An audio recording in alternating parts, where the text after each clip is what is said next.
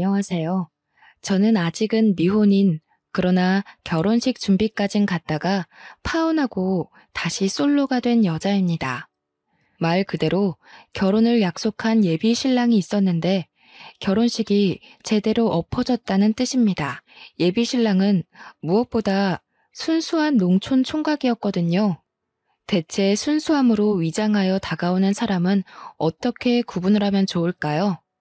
이번 계기로 인해서 제가 사람을 믿는 게 참 두려워졌습니다. 이걸 하늘이 도왔다고 하는 게 맞는데도 여전히 마음 불편하네요. 제게 어떤 사연이 있었는지 한번 들어봐 주세요. 저는 농촌 일을 하다 올라온 순수 총각과 결혼식도 아닌 상견례를 앞뒀다가 파토가 나버렸는데요. 제가 30대 초반까지 연애를 못 해봤거든요. 그 이유가 집에 있는 걸 좋아하기도 했고, 재택근무를 하는 탓에 더 집에만 있게 된 것도 있었고, 말 그대로 집순이의 정석이었기 때문입니다. 주위에서 친구들이 연애 좀 하라고 하지만 전 30대를 넘긴 당시에도 연애보단 집에서 몸 편하게 쉬는 게 더 좋았던 사람이었어요. 연애를 해보지 않아서 연애가 좋은지 모른다는 친구도 있었는데 그 말도 일리가 있어서 친구들이 주선해주는 소개팅을 몇 번 나가보았으나 결국 어색함과 불편함을 이기지 못하고 또다시 집순이가 되길 반복한 삶을 살았어요. 이성 간의 교제가 말처럼 재밌지는 않구나. 그런 확신만 얻는 시간들이었습니다. 그러나 30대 중반을 넘기니까 희한할 정도로 설명이 안 되는 외로움이 찾아오는 겁니다. 30대 초반까지만 해도 외로움을 이길 만큼 저만의 시간이 중요했는데 나이가 들수록 제 시간을 가져도 채워지지 않는 무언가가 있더라고요. 이게 바로 외로움의 증가인가 싶은 생각이 들어서 저도 사람들이랑 어울려 놀아야 하나 고민하게 되었어요. 그래서 친구들의 추천으로 동호회를 가입해 봤는데요. 제가 찾은 동호회는 다름 아닌 모여서 책을 읽는 모임이었습니다. 한 달에 5만 원씩 회비가 있었는데 그걸로 동호회 사람들끼리 맛있는 것도 먹고 산책도 가고 평안한 시간을 보내는 그런 취미 활동이었죠. 역시나 살짝 귀찮은 부분이 있었지만 그래도 이전처럼 외로움은 덜어진 듯해서 꾸준히 다녔습니다. 거기서 만난 총각 하나가 있는데 그 남자가 바로 저와 결혼까지 갈 뻔했던 예비 신랑이었어요. 동호회 하다 보면 사람들이랑 친해지고 책 감상에 대한 의견을 나누면서 서로의 성향에 대해 알아가고 하는데 그렇게 친해진 예비 신랑과 의외로 대화를 많이 할 기회가 있었습니다. 예비 신랑은 저처럼 집에 있는 걸 좋아하고 시끄러운 장소나 사람 많은 곳을 꺼린다고 하더라고요. 공감대 때문인지 저는 오랜만에 마음을 놓고 얘기를 터놓을 수 있는 친구를 만난 것처럼 신이 나서 대화에 적극적인 태도를 취했습니다. 공통점이 많다는 이유만으로 오랜 친구와는 또 다른 편안함이 생기더군요. 게다가 예비 신랑 나이도 저보다 한 살밖에 많지 않아서 더 친구같이 느껴졌어요. 예비 신랑 얘기를 들어보니 예비 신랑은 농촌에서 쭉 지내왔는데 과거에 서울에 간 친구가 자신을 서울로 초대해서 몇 번 데리고 놀아줬다고 해요. 그전까지는 서울이라 하면 마냥 시끄럽고 어지럽다는 편견 때문에 발길을 안 했었는데 친구 덕분에 그런 고정관념을 떨쳐냈다고 하는 거 있죠. 그러면서 서울에 관심을 갖게 되었고 자기 또래들이 어울려서 이것저것 겪는 문화생활들이 점차 궁금해졌대요. 그래서 이 동호회도 관심 가지고 찾다 보니까 호기심이 생겨서 들게 되었다고 합니다. 그럼 어떤 일 하고 계세요? 여태 농촌에 계셨으면 농사일 하셨던 거예요? 모임을 매번 참석하시는 것 같던데 하시는 일에 무리 안 가나 싶어서요. 아, 예. 제가 부모님이랑 같이 일구는 논이 작게 있는데 유통업체가 많아서 돈 걱정은 크게 안 하고 살아요. 제가 서울 구경 좀 하고 오겠다니까 부모님께서 흔쾌히 허락해 주시더라고요. 아, 제가 농촌에 대해선 전혀 모르거든요. TV에서 드라마나 다큐로 본 게 달아서 어쩐지 여유가 있어 보이셨어요. 다 뒷받침해주는 힘이 있어서 그랬던 거구나. 예비신랑은 제 감탄에 쑥스러워하더니 오히려 자기는 불효자식이라고 하는 겁니다. 이유를 물어봤더니 어릴 때부터 지금까지 논리를 부모님과 자기 셋이서 일구고 있다며 다른 자식들은 자기 나이에 진작 부모님 용돈 드리면서 쉬게 해줄 텐데 그러지 못해 미안한 사정이라고 하는 거 있죠. 그 마음 자체가 이미 효심 깊은 자식이라고 느껴져 저도 모르게 예비 신랑의 자책에 잔소리를 얹고 말았습니다. 요즘 원수 같은 자식이 얼마나 많은데 그런 소리를 하세요. 요즘이야말로 기용 씨만큼 부모 생각하는 자식 드물어요. 저만 해도 부모님한테 안부 연락 못한 지 한 달이나 됐는걸요. 예비 신랑이 서슴없이 자기 가정사를 얘기해 주니까 저도 자연스레 가정사를 얘기하게 되었는데요. 저희 집 부모님은 아빠가 애국심이 깊어서 군장교로 일하신 분이세요. 지금은 정년퇴직하여 연금을 받고 노후를 즐기고 있는데 건물 하나를 매입해서 거기서 세를 받으며 소소한 용돈벌이를 하고 있다고 말해주었습니다. 그랬더니 예비 신랑이 저더러 건물주 딸이냐고 제가 감탄해줬던 것처럼 똑같이 놀려서 한참 히덕거리며 웃었던 기억이 납니다. 그 정도로 단기간에 친해진 거였죠. 그렇게 깊어진 인연은 어느새 연인으로 발전하게 되었고 예비 신랑은 저와 연애를 하면서도 늘 연애 초반처럼 쑥스러움이 많았습니다. 주로 먼저 리드를 하는 사람이 저였을 정도였어요. 예비 신랑이 내외를 한다기보단 저에 대한 배려가 너무 커서 손 한 번 잡는데도 굉장한 용기를 갖고서 물어보더라고요. 한 번은 데이트를 하다가 집까지 데려다준 예비 신랑이 작별 인사를 고했는데도 어물쩡거리며 발걸음을 돌리지 않는 겁니다. 얼마나 꾸물거렸으면 되레 제가 예비 신랑이 원하는 의미를 눈치채버렸지 뭡니까? 기용 씨, 나 같은 여자 아니면 연애 어떻게 하려고 했대요? 이래서 결혼은 할 수 있으려나 모르겠네. 그냥 남자답게 한 번 안아달라고 해요. 미안해요. 제가 좀 쑥맥이라서 혹시라도 애정 씨한테 피해될까봐. 그럼 한 번만 안아봐도 될까요? 예비 신랑은 제게 취향이란 것이 있는 줄도 몰랐는데 깨닫게 해준 남자입니다. 연애를 한 달 지속했을 때쯤 친구들에게 연락으로만 연애 사실을 알렸었는데요. 친구들이 드디어 연애하냐고 소개해달라고 어떤 남자냐고 숨 쉴 틈 없이 질문 세례를 너무 쏟아서 당시 정신이 없었어요. 너무나 순박한 남자라고 했더니 친구들이 저보고 남자가 잡혀 살겠다고 놀리기도 했습니다. 제가 집순이 생활에 연애를 못 해봐서 그렇지 맹탕인 성격은 아니었거든요. 한 번씩은 친구들이 무심하다, 까탈스럽다, 남자들이 그런 털털한 여자친구로 밖에 생각 안 한다. 이런 잔소리를 꽤 하곤 했으니 제가 어떤 타입의 여성인지는 감이 오시죠? 제가 봐도 친구들이 저 순박한 예비 신랑을 내가 잡아먹는 건 아닌가 놀릴만도 하더라고요. 친구들과 예비 신랑은 시간이 안 맞아서 직접 얼굴 보고 인사시키지는 못했으나 차라리 전 잘 됐다고 봅니다. 제 친구들 또한 성화가 얌전한 타입은 아니기에 아마 예비 신랑이 제 친구들을 마주했다면 기가 다 빨렸을지도 모를 일이었으니까요. 그런데도 제 예비 신랑은 자기 일정 때문에 친구들 못 만나줘서 미안하다고 제 친구들한테 자기 이웃이하는 과수원에서 사과를 인당 한 박스씩 보내준 거 아니겠어요? 야, 네 애인 장난 아니야. 그 남자 꼭 잡아. 연애 안 하더니 그렇게 좋은 남자 만나려고 네가 여태 솔로였나 보다. 너 진짜 잘해라. 그런 남자 놓치는 것도 죄야. 부러운 기집애. 나는 남자 수십 명을 만나도 그런 벤츠는 안 오던데. 무슨 복을 타고났으면 이렇게 잘난 남자가 우리 애정이한테 붙었대? 거기 독서 모임 어디야? 나도 좀 가자. 친구들이 저를 공격하면서 예비 신랑을 치켜 세워주는데 이게 그렇게 기분 좋은 일인지 몰랐네요. 예비 신랑한테 뭘 그렇게까지 했냐고 한 소리 하긴 했지만 고마운 건 사실이었기에 저는 정말 이 남자를 놓치면 안 되겠다고 마음먹었습니다. 그 뒤로 저는 더 예비 신랑에게 적극적으로 진심을 드러냈죠.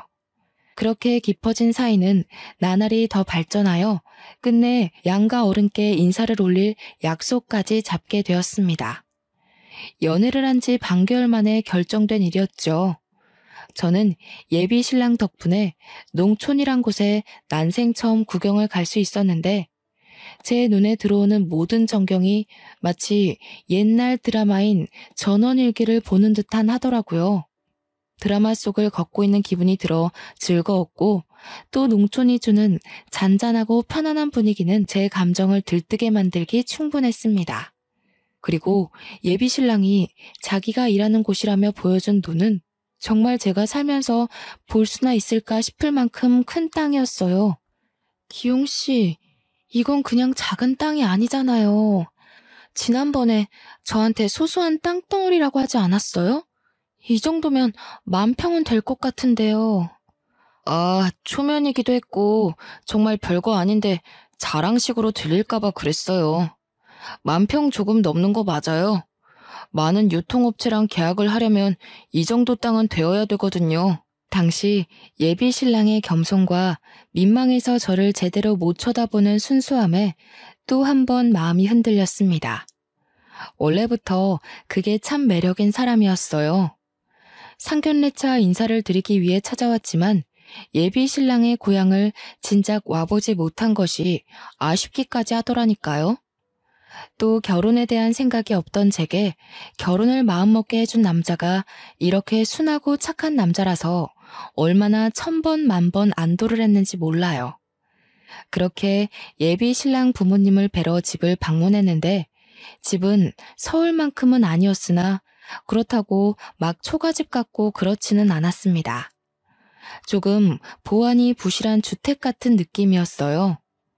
보안이 이렇게 부실해도 도둑 한 번 들은 적 없다면서 예비 신랑은 그저 허허 웃기만 하더군요. 저는 이 동네 사람들을 일일이 만나보지 않아도 이미지가 훤히 보이는 듯 했습니다. 대부분 예비 신랑처럼 인정 많고 겸손할 게 분명하겠죠. 예비 신랑에게 놀랄 일은 이뿐만이 아니었는데요. 알고 보니 예비 신랑이 이 촌동네 이장님의 아들이었던 거 있죠. 어쩐지 예비 신랑 고향집이 유독 여태 지나쳐온 곳들보단 멀끔해 보인다 싶었어요. 나름 예비 신랑과 대화를 많이 해서 꽤 많이 알고 있다고 생각했는데 여전히 놀랄 일이 있다는 것이 또 매력으로 다가오더라고요. 왜 진작 말 안 해줬는지는 서운하지 않았습니다. 예비 신랑 성격이 워낙 낮아서 발설하는 타입이 아닌 걸 알기에 이해하기 때문이죠. 예비 시부모는 저더러 서울에서 온 귀한 손님이라고 정말 중요한 사람 취급을 해주었는데요. 거기서 저는 친정 부모한테도 못 받아본 관심과 애정을 한가득 받았습니다. 서울 사람들은 이렇게 때깔부터가 다르더라. 아가씨, 밥은 먹었소? 이런 걸 먹을지는 모르겠는데 내 나름 읍에 가서 오리고기 좀 사왔어요. 에이? 오리고기를 사왔어? 내가 소고기로 하자고 했잖아. 서울 사람들은 그런 냄새 나는 음식 안 먹을 텐데. 아니요, 아버님. 저 오리고기 제일 좋아해요. 어머님, 제 준비하는 거 도와드릴게요. 채소부터 씻으면 될까요? 혹시 이 채소도 직접 키우신 거예요? 그래요. 그거 우리 바깥 양반이 직접 키운 건데 씨라고 맛나요. 서울에서 먹는 채소랑 다른 느낌이니까 양껏 먹어봐요. 그리고 준비는 다 했어. 가서 앉아 있어요. 애정씨, 이리 와서 앉아 있어도 돼요. 이미 다 차려져 있는데요, 뭘. 부모님 도우는 건 제가 할 테니까 쉬어요. 여기까지 걸어 들어오느라 고생했잖아요. 차가 진입하기엔 다소 어려운 길목 끝에 있던 집이었기에 한 20분을 걸어서 당도했던 걸로 압니다. 걸어오는 내내 예비 신랑과 대화도 하고 농촌 전경도 마음껏 구경할 수 있어서 좋았는데도 예비 신랑은 제게 계속 미안해 하더라고요. 괜히 집에서 쉬는 거 좋아한다는 얘기를 했었나 봐요. 저도 나름 걸을 때는 걷는 사람인데 저를 마치 공주마마 취급하는 예비 신랑이 황당하고 재밌기만 했습니다. 예비 시부모와 저녁 한 끼만 했는데도 벌써 시댁과 한층 가까워진 기분이었어요. 시골 인정이 좋다는 말도 다 옛말이라고 들었는데 제가 느낀 분위기는 분명 시골 정이 어느 정도 묻어난 느낌이었습니다. 초면인데도 하룻밤 자고 오고 싶을 만큼 마음이 편했던 시간이었다는 거죠.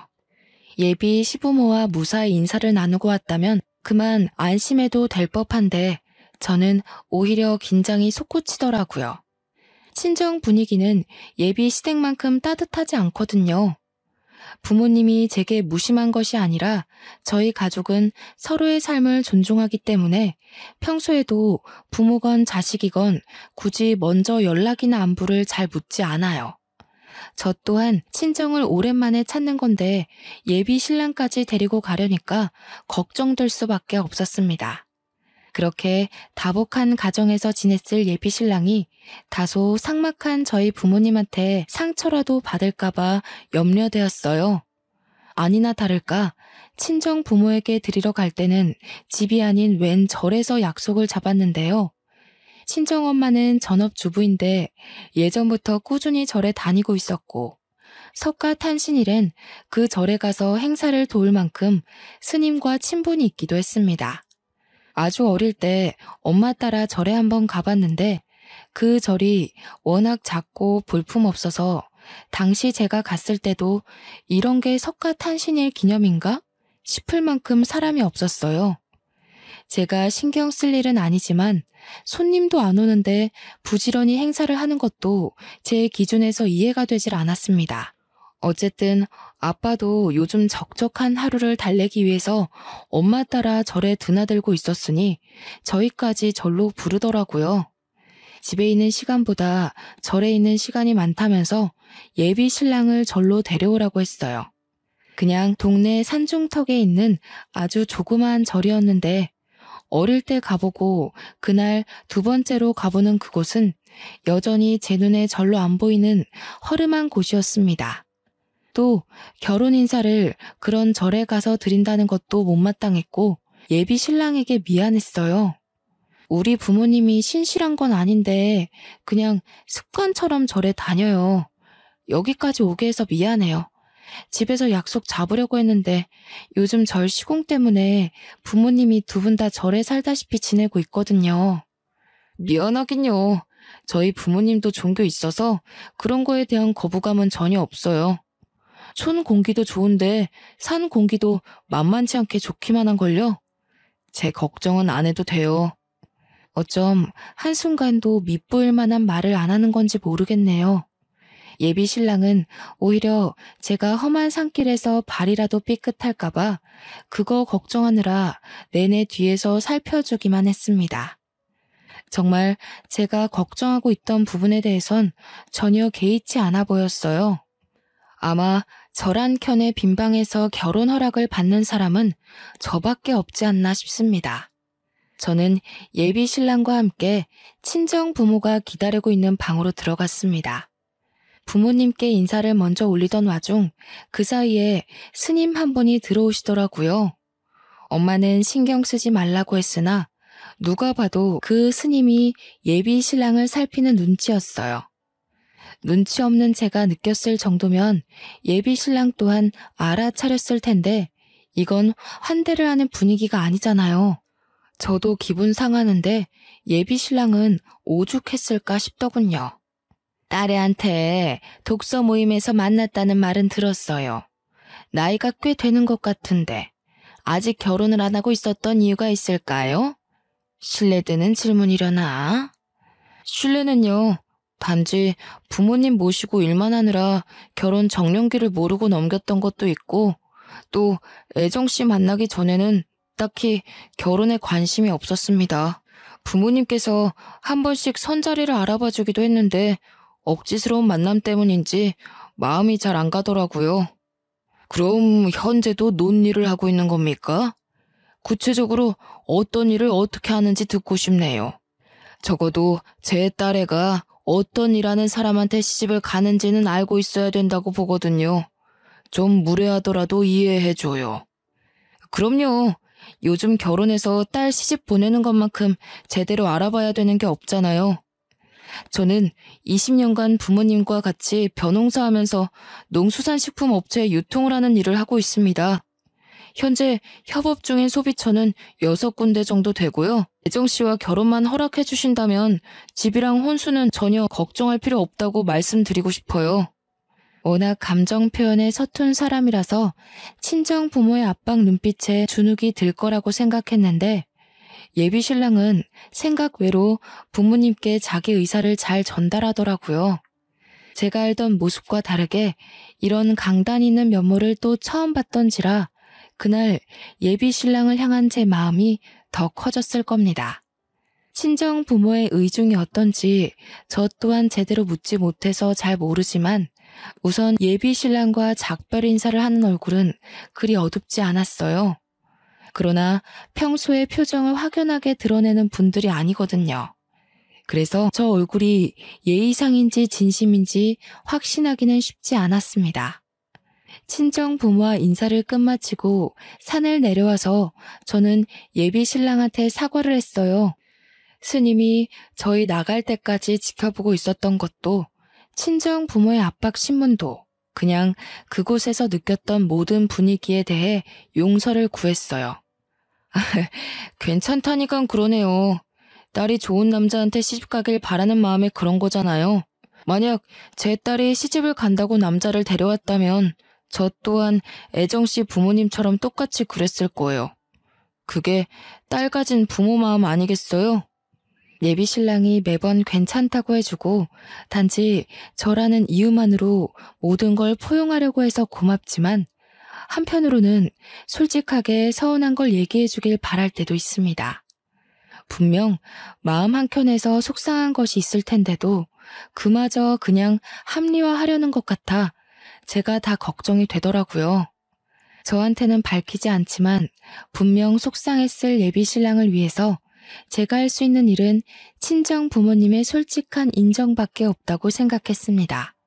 그래서 그날 이후 부모님께 온 연락을 통해서 저는 예비 신랑의 장점을 더 어필하려 했어요. 그런데 말입니다. 엄마가 먼저 예비 신랑 평판에 대해 선수를 쳐버리지 뭡니까? 스님이 조상부터 대대로 관상 공부를 해오셨던 분이야. 아무래도 그 남자랑 그만 갈라서는 게 좋겠구나.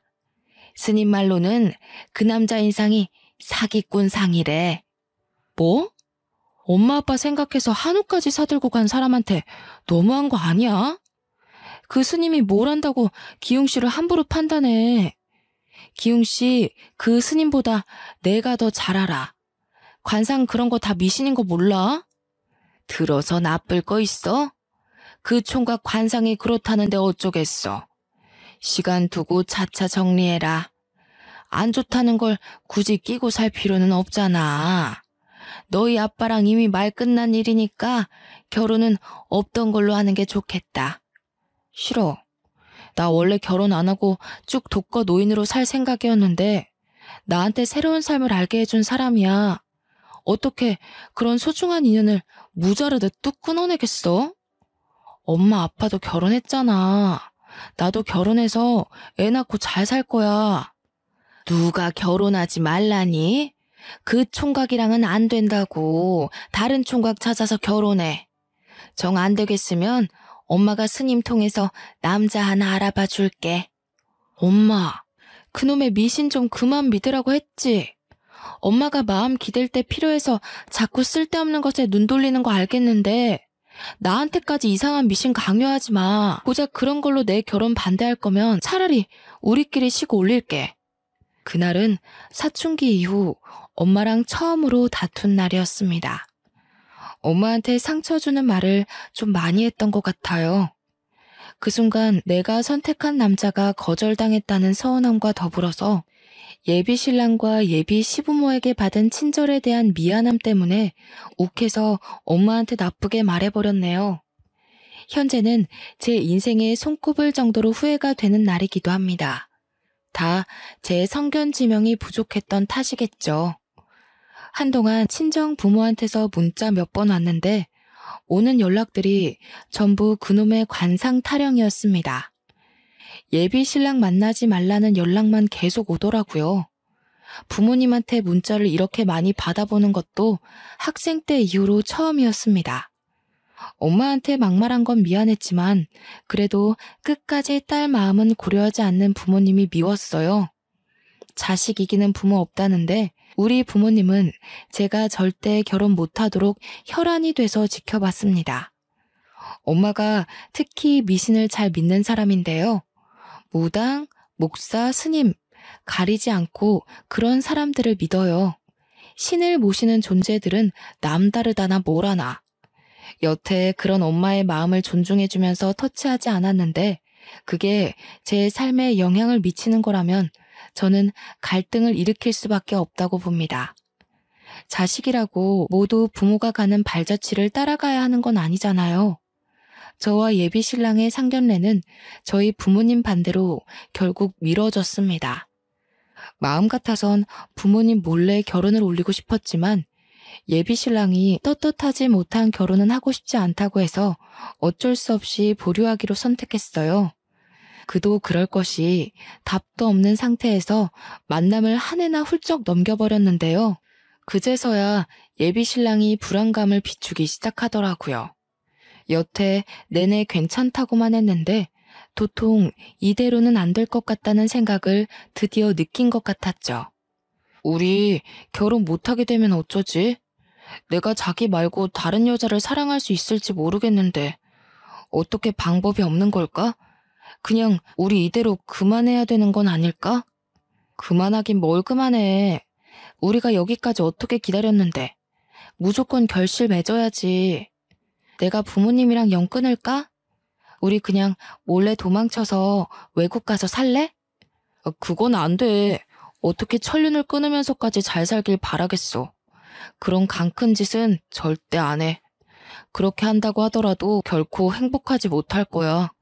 친정 부모의 허락이 없다면 이 결혼은 몰래 진행시키는 수밖에 없는데 예비 신랑은 꼭 정식으로 인정받으려고만 하더라고요.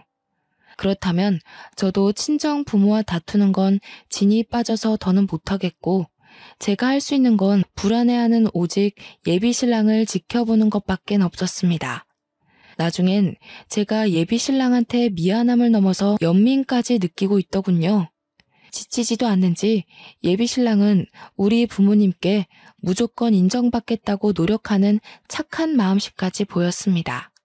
그런 예비 신랑은 저 또한 놓치고 싶지 않아서 저는 결국 최후의 수단으로 임신을 제안했어요. 그랬더니 예비 신랑이 아주 시겁하는 거 아니겠습니까? 이번에는 제가 부모님과 연을 끊겠다고 한 것보다 더 과한 반응이었습니다. 뭘 그렇게 놀라. 어차피 우리 결혼하게 될 거고 그럼 애도 가질 텐데. 혼전 임신을 하면 우리 부모님도 허락해주지 않겠어? 비록 억지로 허락을 받아내는 꼴이겠지만 그래도 이대로 계속 지내는 것보단 나을 거야. 말도 안 되는 소리 하지 마. 다 절차가 있는 건데 무슨 그런 말을 해. 그리고 나 혼전 순결이라고 했잖아.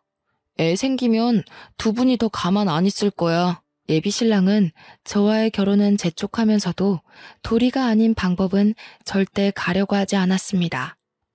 처음엔 그런 정직한 모습들이 좋았지만 나중엔 좀 답답하더라고요. 언제까지 연애만 할 수 있는 것도 아니고 결혼을 못할 거면 결국 우리는 헤어지는 길밖에 없었으니까요. 제가 그렇게 말을 해줬는데도 예비 신랑은 끝까지 자기 길만 고집했어요. 그렇게 저희는 또 기약 없이 결혼을 미루고만 있었는데 어느 날 예비 신랑이 제게 한 가지 제안을 하는 겁니다. 동거를 시작하자고 했어요. 그러면서 조건이 지킬 건 지키면서 말 그대로 동거만 하자고 하대요.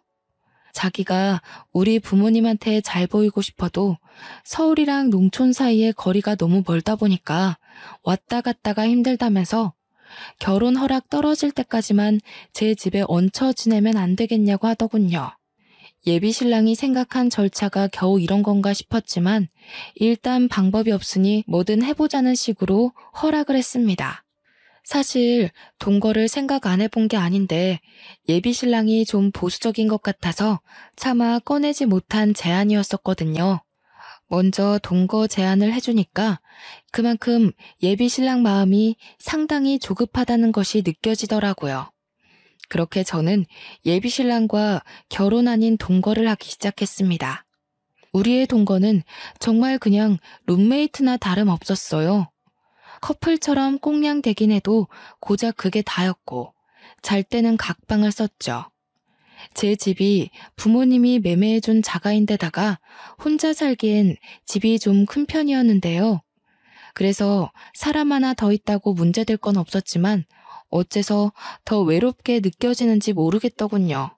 어쨌든 동거를 시작한 뒤로 예비 신랑은 그렇게 우리 부모님을 몇 번이나 뵈러 갔다가 쫓겨나기를 반복했습니다. 예비 신랑이 받는 상처를 눈뜨고 지켜보는 저도 괴로워서 그만하라고 했더니 예비 신랑은 꿋꿋하게 그럴 수 없다면서 필요 이상의 끈질긴 모습을 보였어요. 해볼 만큼 해보고 포기해야 나중에 후회가 없지. 나도 마지막 지푸라기 잡는 심정으로 자존심 다 포기하고 애쓰는 거야. 그만큼 자기를 원하니까. 나랑 자기를 위해서면 이 정도는 아무것도 아니야. 예비 신랑마저 고집이 굳건하다 보니까 이젠 제 입장만 참 난처하더라고요. 친정 부모도 설득 못해 예비 신랑도 못 말려. 어쩌다 이런 기막힌 상황까지 와버렸는지 이 모습을 지켜만 봐야 하는 하루하루가 스트레스였습니다. 그런데 이때 끝까지 막아내지 못한 분화구가 결국 빵 터지고 마는 사고가 일어났습니다. 저는 만화가라서 집에서 발주받아 보내주는 일을 하는데요. 한날 제가 새벽 늦게까지 일하다가 오후까지 잠을 잔 적이 있었습니다.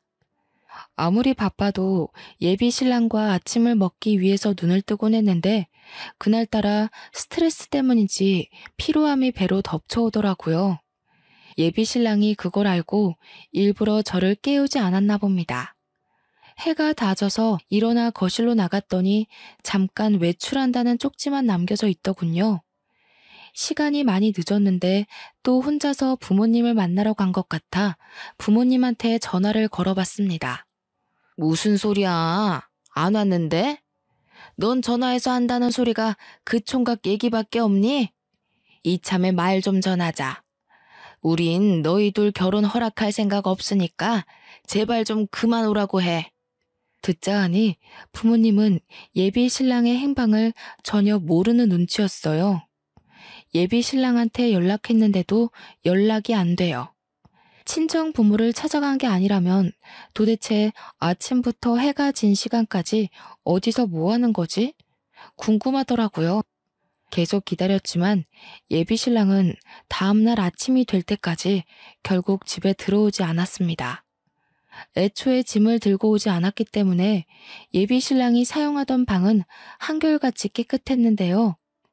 방을 살피다가 그냥 나가려는 그때 문득 침대 밑에 뭐가 비죽 나와 있는 것이 눈에 들었어요. 꺼내봤더니 다른 게 아니라 바로 제 통장인 겁니다. 그 통장은 제가 지난해에 다 쓰고 수납장 한 구석에 처박아뒀던 거예요. 대체 이게 왜 예비 신랑의 방에 있는 걸까요? 그때 왜 그런 촉이 들었는지 모르겠지만 저는 당장 통장을 모아놓은 수납장으로 갔습니다. 그것을 열었는데 역시 여자의 촉은 무시 못한다고 통장이랑 도장이 싹 사라지고 없는 거 아니겠습니까? 보고도 순간 내가 무슨 일을 당한 건지 몰랐어요. 발밑부터 차차 올라오는 불안감을 억누르며 침착하게 다시 예비 신랑한테 전화했습니다. 그러나 이젠 전화가 꺼져 있기까지 하네요. 그때까지도 제게 일말의 신뢰가 남아 있었는데요. 나중에 보니까 예비 신랑이 손댄 게 통장뿐만이 아닌 거 있죠. 부모님이 선물해준 명품 시계며 액세서리 등 비싼 것만 싹 사라졌더라고요. 명품도 명품이지만 저는 우선 없어진 통장 때문에 아침부터 은행을 찾아 계좌를 조회해봤습니다. 아, 은행원으로부터 하나같이 전부 빈 통장이라는 말만 들었지 뭡니까? 그때서야 저는 머릿속이 탈탈 털리고 말았죠. 말 그래도 온전한 이성을 붙들고 있을 수가 없었어요. 도둑을 맞았잖아요. 다른 사람도 아니고 사랑하는 사람한테 발등을 찍혔잖아요. 가족보다 더 많이, 더 깊게 마음을 나눴던 사람입니다. 그런데 어떻게 하루아침에 이런 식으로 뒤통수를 칠 수가 있죠? 대체 왜요? 전날까지만 해도 저한테 족욕을 선수해주던 남자였어요. 이게 앞뒤 어울리는 상황인가요? 그 당시 다리가 후들거려서 제대로 지탱하기 힘들 정도로 혼란스러웠지만 일단 예비 신랑을 당장 경찰에 신고하고 농촌으로 향했습니다. 예비 신랑은 농촌 사람이기 때문에 서울에 저 말고 연고가 따로 없거든요. 예전에 서울 소개해줬다는 친구도 오래돼서 연락 끊은 지가 꽤 됐다고 했고 농촌에서 세월을 다 보냈다 보니까 있던 친구들이 자연스레 멀어졌다고 했어요. 그러니 급하게 갈 곳이라곤 당연히 고향밖에 없지 않겠습니까? 대중교통을 타고 가는 내내 대체 왜 나랑 결혼할 사람이 이런 도둑질을? 그 생각에 한참을 멍 때렸습니다. 농촌에 도착하고 예비 시부모 댁을 찾았는데 저를 반겨줬던 그 얼굴들은 온데간데 없고 굉장히 당황들 하더라고요. 어머님, 아버님, 갑자기 찾아와서 죄송한데요. 혹시 기웅 오빠 여기 안 왔나요? 어제 갑자기 제 돈 들고 사라졌는데 오늘까지 연락이 안 돼서요. 양해를 구하고 사정까지 대충 말하며 물었는데도 예비 시부모는 더 당황하기만 할 뿐 자기들은 모른다는 말만 고집하는 거 있죠. 근데 그 모습이 누가 봐도 티가 날 정도로 우왕좌왕하는 태도였습니다. 그냥 지나치기엔 제 두 눈에 두 분이 수상해 보였다는 거죠. 분명 예비 신랑이 어디 있는지 아는 것 같은 표정이었어요. 여기까지 오는 내내 예민해졌던 저는 결국 화를 냈고 경찰 불렀는데 자꾸 예비 신랑 일 숨긴다면 시부모도 신고할 거라고 했더니 그제서야 식겁하며 입을 여는 거 아니겠습니까? 아유, 우리는 정말 모르는 일이에요. 그냥 그 총각이 부탁 들어주면 돈 준다길래 아가씨 하나 올 거니까 부모인 척만 해주면 된다고 해서 그렇게만 했을 뿐입니다. 그 총각에 대해선 정말 아무것도 몰라요. 미안해요, 아가씨. 신고만 하지 말아요. 이건 또 무슨 날벼락 같은 말인지요. 제가 더 감당해야 할 문제가 있었나 봐요. 지금 예비 신랑이 여기 이장님 아들이 아니라고 하지 않습니까? 게다가 여기 이장님도 예비 신랑을 겨우 2번 본 사이라고 하는 겁니다. 처음에 예비 신랑이 와서 황당한 부탁을 했을 때 이거 사기 아니냐고, 나중에 우리한테 문제 생기는 거 아니냐고 이장님이 불안해서 물었는데도 예비 신랑은 어디 떠벌리면 가만 안 두겠다고 위협을 했다고 합니다. 그러니까 이 사람들은 저의 예비 시부모가 아니었던 거예요. 생판 관련 없는 사람이었다고요. 이장님 말을 듣고는 그만 다리에 힘이 풀려 그대로 주저앉아 버렸습니다. 심지어 이장님 입에서 나오는 예비 신랑의 모습은 제가 알던 사람이 아니었어요. 아마 그게 예비 신랑의 본색이겠죠? 어떻게 1년이나 제게 본색을 숨길 수 있었는지 모르겠습니다. 참, 욕도 안 나오더군요. 역시 경찰 인력은 남다르다고 그놈을 잡았다는 연락을 24시간도 안 돼서 받았습니다. 다시 서울로 간 저는 그곳에서 수갑을 차고 있는 예비 신랑을 마주했어요. 예비 신랑이 짜증 가득 난 얼굴로 저를 본체 만체 하더라고요. 그곳에 저는 당장 쫓아가 들고 있던 지갑으로 예비 신랑의 머리통을 후려쳤습니다. 뭐? 농촌? 벼농사? 어떻게 그런 말도 안 되는 사기를 칠 수가 있어? 자기 지금 내 재산 도둑질한 거야? 내 돈 훔치려고 나 만난 거였어? 대체 갑자기 왜 이런 짓을 해? 그러니까 네가 결혼을 빨리 해줬으면 이혼으로 깔끔하게 마무리됐을 거 아니야. 옥 같은 부모님 설득 못해서 그 쉬운 일 하나 진행 못 시키냐? 무슨 딸 자식이 자기 부모도 못 이겨서 찌그러져 있기만 해.